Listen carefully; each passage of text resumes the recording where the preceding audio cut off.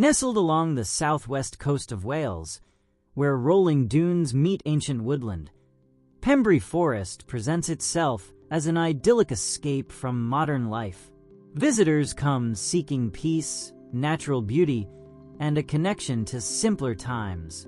Yet behind the scenic walking paths and family-friendly amenities lurks something far darker, a history of industrial catastrophe and human suffering so profound that many believe it has left permanent scars upon the land itself.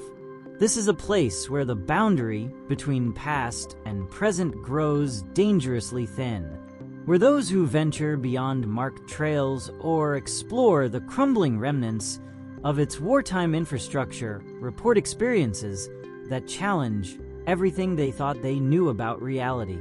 In this episode, we examine accounts of individuals who encountered entities that should not exist, skeletal figures that watch from the shadows, phantom sensations of immolation, and the inescapable feeling that the forest itself remembers every life lost within its boundaries and will not let them be forgotten.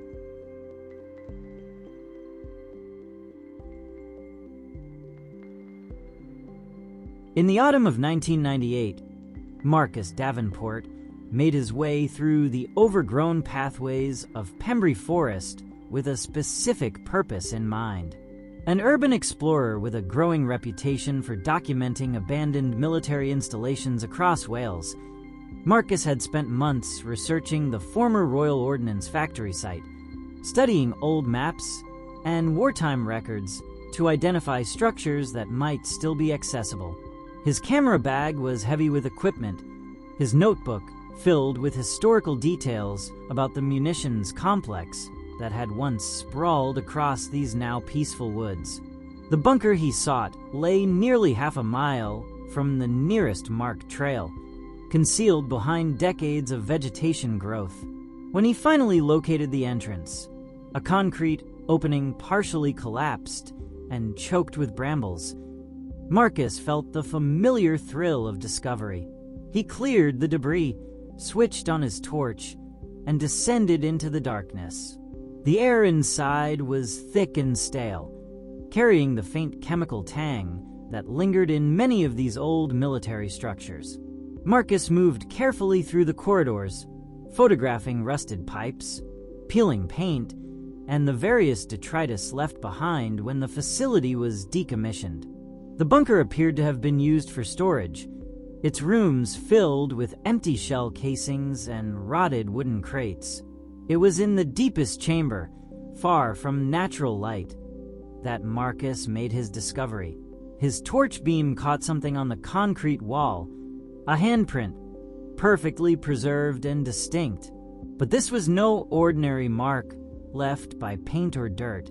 The print appeared to be burned into the stone itself. The concrete darkened and slightly melted around the edges as though seared by intense heat.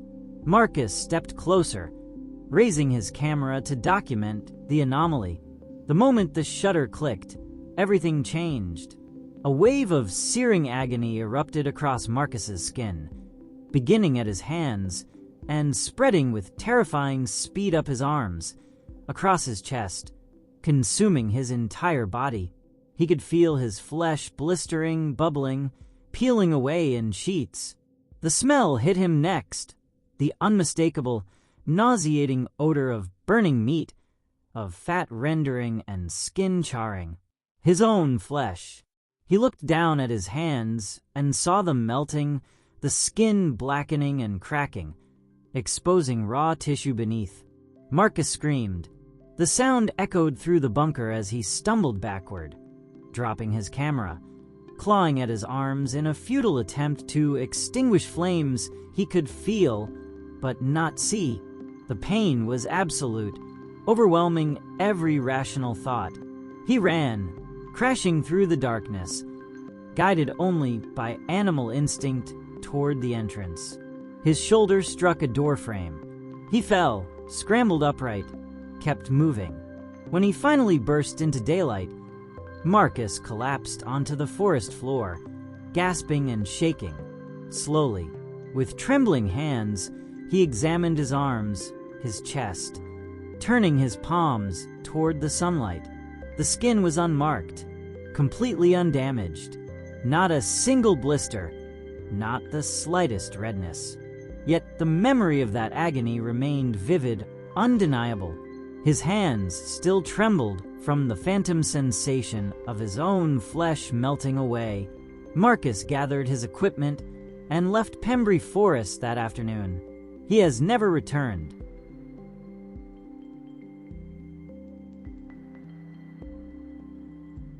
Saren Griffiths had spent most of her professional life documenting the human cost of Wales's industrial past. As a local historian specializing in wartime labor conditions, she had interviewed dozens of former factory workers, pored over employment records, and traced the medical histories of families devastated by chemical exposure. In the spring of 2007, her research brought her to Pembrey Forest, where she hoped to photograph the remaining structures of the Royal Ordnance Factory for an upcoming publication.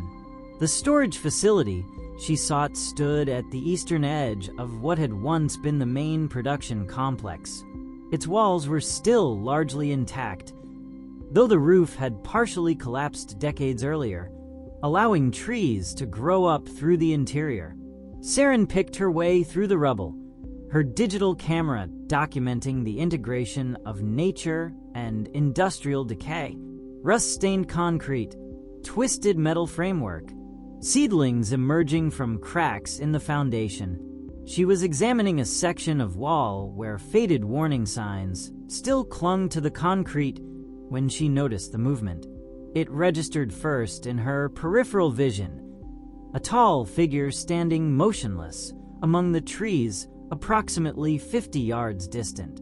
Saren turned her head, expecting the shape to dissolve into a trick of light and shadow, the way such things usually did.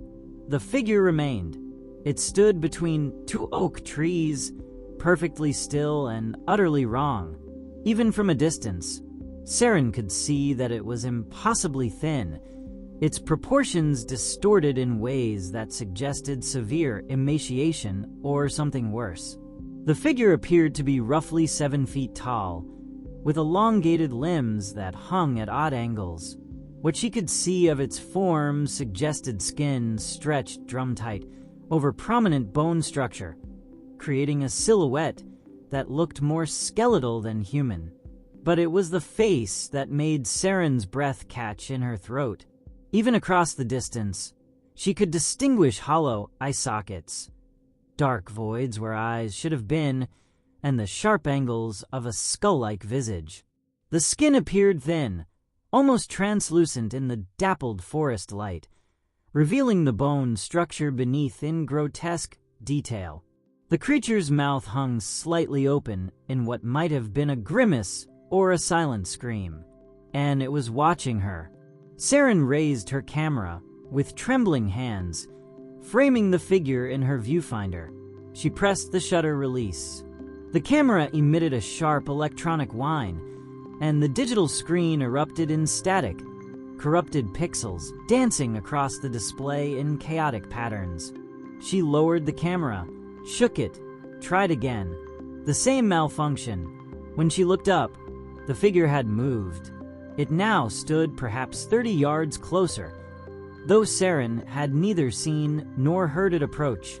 It remained motionless in its new position, those hollow eye sockets fixed upon her with an intensity that transcended sight.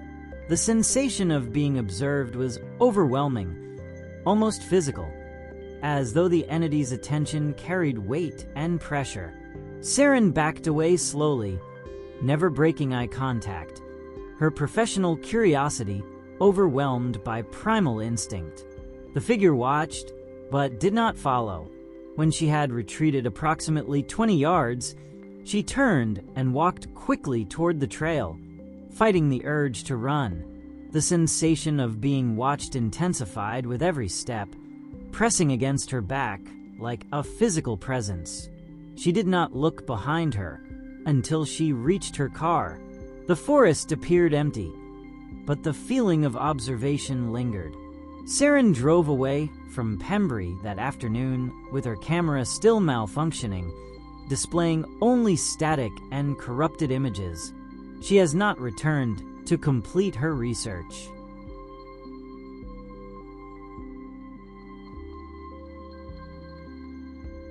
To understand what haunts Pembrey Forest, one must first understand what happened there.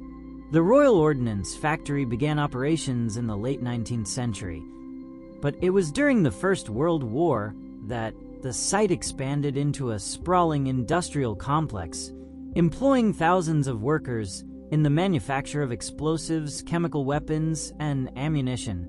The work was necessary for the war effort. It was also extraordinarily dangerous. On the morning of March 17, 1916, an explosion tore through Building 7 of the main production facility. Witnesses described a flash of white light followed by a deafening roar that shattered windows in the village of Pembrey, more than a mile away. The initial blast killed 9 workers instantly, their bodies vaporized by the intense heat. But the explosion ignited chemicals stored in adjacent buildings, and what followed was worse than anyone could have imagined. The fire burned for 3 days. Temperatures reached levels high enough to melt steel support beams and fuse sand into glass. 8 additional workers who had been trapped in nearby structures died in the conflagration, some of them taking hours to succumb as the flames consumed oxygen and released toxic fumes. When the fires were finally extinguished, recovery teams found remains so badly burned they could barely be identified as human. The incident was classified, the deaths attributed to industrial accidents, and production resumed within weeks. But the explosion was only the most dramatic of the factory's casualties. The true toll came slowly, over years and decades, as workers who had survived their employment developed conditions that medical science of the era barely understood. Factory records, declassified in the 1970s, paint a disturbing picture of systematic poisoning on a massive scale. Workers who handled white phosphorus developed a condition called phossy jaw, where the toxin caused their jawbones to literally glow in the dark before the bone began to necrotize and rot away. Those exposed to TNT dust absorbed the chemical through their skin, developing liver damage and toxic hepatitis. Their skin would turn yellow, then gray, as their bodies slowly failed. Chemical burns were so common they were barely documented. Workers developing lesions that never fully healed, weeping wounds that ate away at flesh over months and years. Perhaps most disturbing were the wasting diseases. Medical records described workers who lost dramatic amounts of weight over short periods, their bodies seeming to consume themselves from within. Photographs from factory medical examinations show individuals whose appearance had transformed shockingly. Healthy adults reduced to skeletal figures, their skin stretched tight over prominent bone structure, eyes sunken deep into their skulls. Many continued working even as their bodies deteriorated, driven by economic necessity. Some collapsed at their stations. Others simply faded away, dying slowly in their homes as their families watched helplessly. By the time the factory closed after the Second World War, estimates suggest over 200 workers had died from direct chemical exposure, with countless others suffering permanent disability. Many were buried in unmarked graves, their deaths attributed to natural causes to avoid scandal and compensation claims. The forest has reclaimed the land where they suffered, but according to those who have encountered the skeletal sentinel, perhaps not all of them left.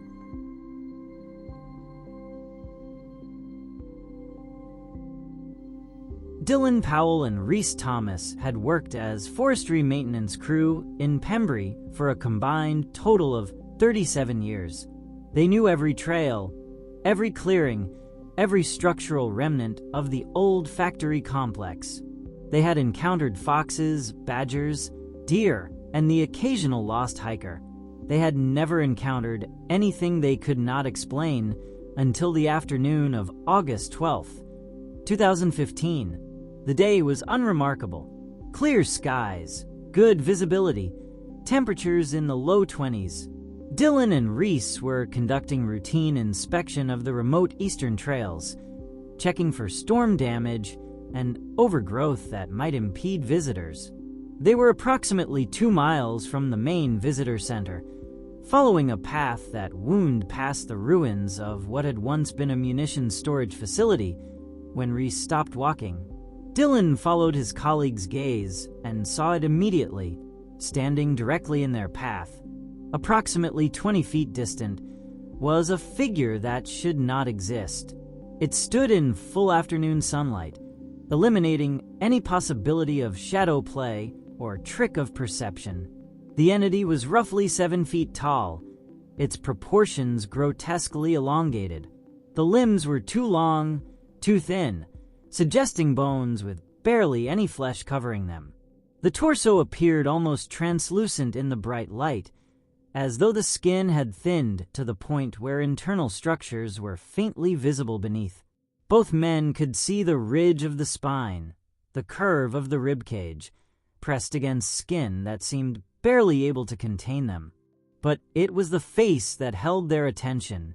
The skull-like visage featured prominent bone structure, sharp cheekbones, a pronounced brow ridge, a jawline that seemed almost to protrude through the flesh. The eye sockets were deeply sunken, creating hollow voids that nonetheless contained points of dim light, like distant stars glimpsed through darkness. The mouth hung slightly open, lipless, revealing darkened teeth in what might have been a grimace or a silent scream frozen in time. The figure did not move. It simply stood there, watching them with an intensity that felt almost physical. Dylan would later describe the sensation as being pinned in place by its attention. Neither man spoke. The forest around them had gone silent. No birdsong, no rustling of leaves, nothing but the sound of their own breathing. After what felt like an eternity, but was likely only 30 seconds, Dylan took a step forward. He had no clear plan, acting more on professional instinct than conscious thought. The figure responded immediately. It raised one skeletal arm, the movement fluid and unnatural, as though the limb floated upward rather than lifted through muscular effort. The hand extended toward them, palm outward, fingers spread. The gesture was unmistakable, a warning, or perhaps a threat. As the arm rose, both men felt something shift in the air around them. The temperature seemed to drop, the silence intensified, and beneath it all came a sensation that Reese would later struggle to articulate. A primal, instinctive terror that bypassed all rational thought and connected directly to the oldest parts of the human brain that understood predators and danger. Both men backed away slowly, maintaining eye contact with the entity. Neither suggested running. Neither spoke. They simply retreated, step by careful step, until they had put several hundred yards between themselves and the figure. Only then did the skeletal sentinel move, turning with that same wrong fluidity and walking deeper into the forest, its gait too smooth, too silent, as though it did not quite touch the ground. Dylan and Reese requested transfer to a different conservation area the following week. Their request was granted without question.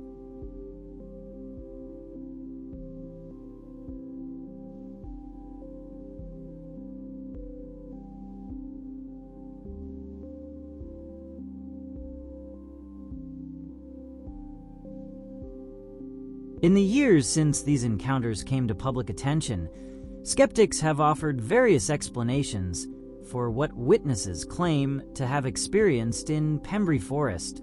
Psychologists point to the power of suggestion and cultural expectation. Visitors who know the forests dark history may unconsciously create experiences that align with that narrative. Panic-induced hallucinations, they argue, could account for Marcus Davenport's sensation of burning, particularly in the oxygen-deprived environment of a sealed bunker. Pareidolia, the tendency of the human brain to perceive meaningful patterns in random stimuli, might explain the skeletal figure as nothing more than unusual tree formations glimpsed through dense woodland. Some researchers suggest that witnesses may have encountered local wildlife under unusual circumstances. Red deer, when glimpsed through forest undergrowth, can appear surprisingly tall and thin. A standing bear, though not native to Wales, might be mistaken for a humanoid figure in poor lighting conditions. These explanations sound reasonable in isolation, yet they fail to account for the consistency of the testimonies. 3 separate witnesses, spanning nearly 2 decades, with no connection to one another, described remarkably similar entities. The details align with disturbing precision. The emaciated proportions, the skeletal features, the hollow eye sockets, the sense of territorial presence. Saren Griffiths observed the figure in daylight from 50 yards away. Dylan Powell and Rhys Thomas watched it in full afternoon sun at 20 feet, close enough to distinguish facial features. These were not fleeting glimpses or shadows in the periphery. They were sustained observations by credible witnesses with no apparent motive for fabrication. More speculative theories have emerged from paranormal researchers. Some propose that locations exposed to extreme suffering may develop residual energy imprints, environmental recordings that replay under certain conditions, like psychic echoes of past trauma. Others suggest that the boundaries between dimensions or planes of existence may thin in places where death occurred on such a massive scale, allowing entities from elsewhere to manifest. These theories, while intriguing, remain firmly in the realm of speculation, offering no testable predictions or falsifiable claims. What remains undeniable is that Pembrey Forest has witnessed extraordinary suffering. Hundreds of workers died there, some in sudden catastrophic violence, others through slow wasting diseases that transformed them into skeletal shadows before finally releasing them into death.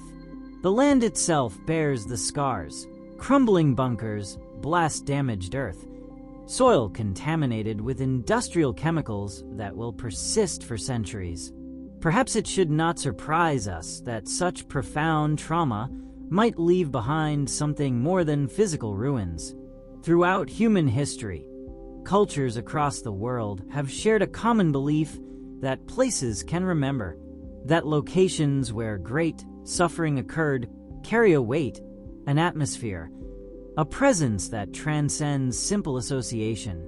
Modern rationalism dismisses such notions as primitive superstition. Yet those who have encountered the skeletal sentinel in Pembrey Forest would disagree. Their experiences have left them permanently altered, unwilling to return to a place that revealed to them a truth they had not been prepared to accept. The forest remains open to visitors. Families walk its trails. Hikers explore its paths. Most encounter nothing more unusual than birdsong and rustling leaves. But for those who venture too deep, who disturb the ruins where workers once suffered and died, the skeletal sentinel may be waiting, a guardian of forgotten pain, a reminder that the past is never entirely silent, and that some suffering runs too deep to simply fade away with time. Some mysteries are not meant to be solved, some guardians are not meant to be challenged, and some places never truly forget.